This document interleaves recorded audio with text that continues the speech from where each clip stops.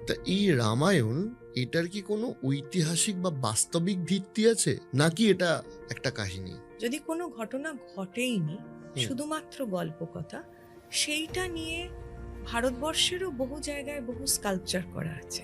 এবার বহু ঐতিহাসিক এবং গবেষক যারা এই নিয়ে কাজ করছে তখন দেখা যাচ্ছে যে অনেক প্রাচীন ধ্বংসাবশেষ থেকে কিছু মূর্তি পাওয়া যাচ্ছে, কিছু ভাঙা টুকরো পাওয়া যাচ্ছে। সেগুলো তাদের দৃষ্টিভঙ্গিতে বলছে এগুলো এত প্রাচীন জিনিস।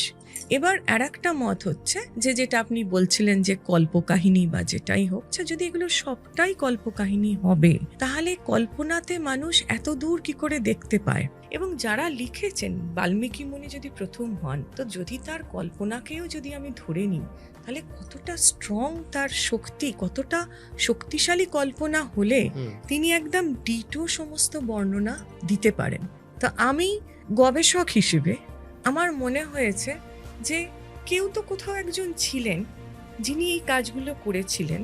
এই যে স্ত্রীকে উদ্ধার করা, বা এই যে বাবার আদেশে আমি চলে যাচ্ছি, আমার কালকে রাজা হবার কথা, আমি আজকে জানলাম যে না, আমি রাজা তো হবই না, আমাকে 14 বছরের জন্য চলে যেতে হবে। তো এগুলো হচ্ছে একটা শিক্ষা, এটা হচ্ছে ওবিডিয়েন্সি। আমার মনে হয় রামায়ণ আমাদের জীবন কথা।